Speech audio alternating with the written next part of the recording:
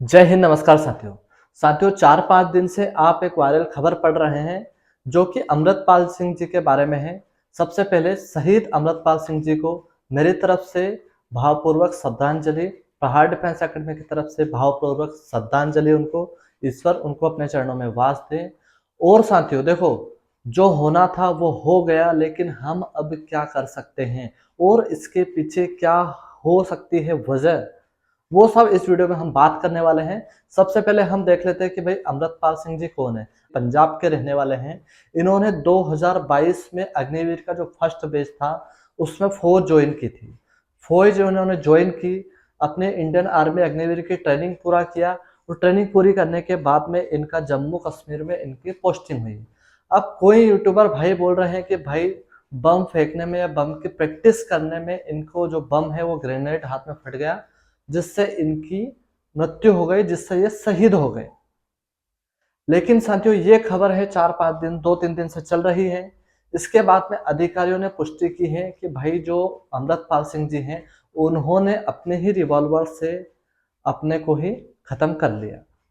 तो साथियों अब एक बार और कि जो यूट्यूबर भाई बोल रहे हैं और जो सबसे ज्यादा बात कर चल रही है इनके बारे में, वो है कि भाई ये जब शहीद हुए तो इनको शहीद का दर्जा क्यों नहीं दिया। पहली चीज, क्या अग्निवीर आने से ये इफेक्ट पड़ा है कि भाई शहीद का दर्जा ना दिया गया। तीसरी चीज कि ये जो इनका जो पार्थिव शरीर है वो गांव आया तो वो एक प्राइवेट एम्बुलेंस से आया। इनके साथ में ना तो कोई इंडियन आर्मी वाले थे, ना इनको गार्ड ऑफ ऑनर मिला। तो क्या हमारे देश के जो फौजी भाई हैं उनकी रिस्पेक्ट इस देश में नहीं है? क्या अग्निवीर आने से उनकी रिस्पेक्ट खत्म हो गई है? तो साथियों पहली चीज, जो इंडियन आर्मी से एक न्यूज आई है उसमें उन्होंने बताया गया कि भाई अमृतपाल सिंह जी ने अपने ही रिवॉल्वर से अपने आप को खत्म कर लिया। तो पहली चीज तो साथियों इस पे इन्वेस्टिगेशन होने चाहिए कि भाई उनको क्या प्रॉब्लम थी ऐसी। बंदे के पास में नौकरी है, जुनून है, जज्बा है, तभी इंडियन आर्मी में बंदा जाता है। और जब अपना गोल अचीव कर लेता है तो वो अपने आप को खत्म कर लेता है। ऐसी क्या वजह हो सकती है? और ऐसा एक केस ये नहीं हुआ, ऐसे मैंने 2-3 केस देखे हैं, पर्सनली मैंने देखे हैं और मैंने उस पर वीडियो भी बनाए हैं। ये मेरा पहला वीडियो नहीं है। दूसरी चीज साथियों, कि जो बंदा इंडियन आर्मी में जाता है पहले तो 4 बजे रात से उठता है, बहुत सारे प्रॉब्लम को फेस करता है। एक किसान का गांव से वो बिलोंग करता है, क्योंकि न तो राजनेता का बेटा न किसी बिजनेसमैन का बेटा इंडियन आर्मी में जाता है। सभी गांव से बिलोंग करते हैं और सभी एक मिडिल क्लास फैमिली से रहते हैं। 4 बजे उठ से ग्राउंड जाते हैं, ट्रेनिंग करते हैं, 1-2 बार डिस्क्वालीफाई होते हैं। उसके बाद में ओनली 4 साल के लिए 20-30 हजार रुपए में गोली मारने वाला और गोली सीने पे यहाँ पर खाने वाला एक गांव का लड़का फौजी बनता है। और आखिर में लास्ट में जब वो ट्रेनिंग पर जाता है तो बिल्कुल धूम धमाके से डीजे से जब उसका गांव में जुलूस निकाला जाता है।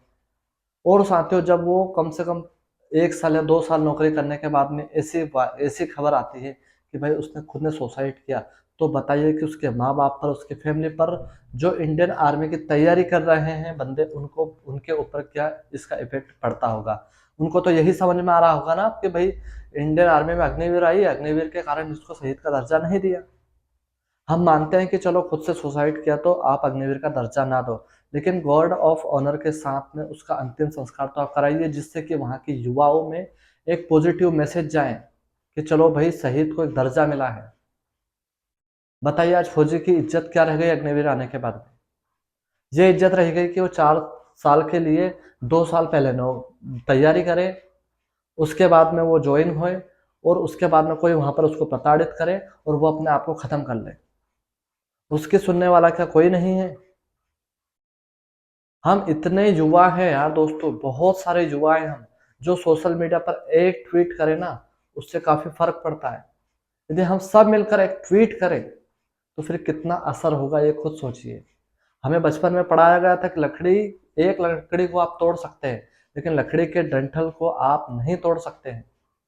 एक संगठित होकर हमें लड़ना पड़ेगा। क्या फौजी भाई ऐसे ही सुसाइड करते रहेंगे? क्या कोई ऐसे ही उनको प्रताड़ित करता रहेगा? आखिर ये कब तक चलेगा? क्योंकि भाई जो एक फौजी बंदा होता है ना, वो एक नौकरी के लिए वहां नहीं जाता, एक इमोशंस जुड़े हुए हैं इस वर्दी से उसके।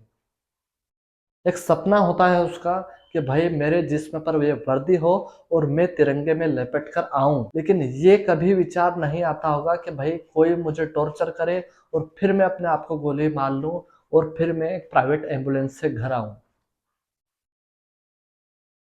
साथियों, इसके बारे में आपकी क्या राय है कमेंट बॉक्स में जरूर बताएं। साथियों, हम लड़ेंगे, जरूर लड़ेंगे, और भी हम किसी से डिस्कस करेंगे इस बारे में कि ताकि कल से कोई बंदा ऐसा ना करे, अच्छे से अपनी जॉब करे, अच्छे से मातृभूमि की सेवा करे, अच्छे से अपने गांव का, अपने माता पिता का नाम रोशन करे, जिस भी एकेडमी में वो तैयारी कर रहे हैं उसका नाम करे।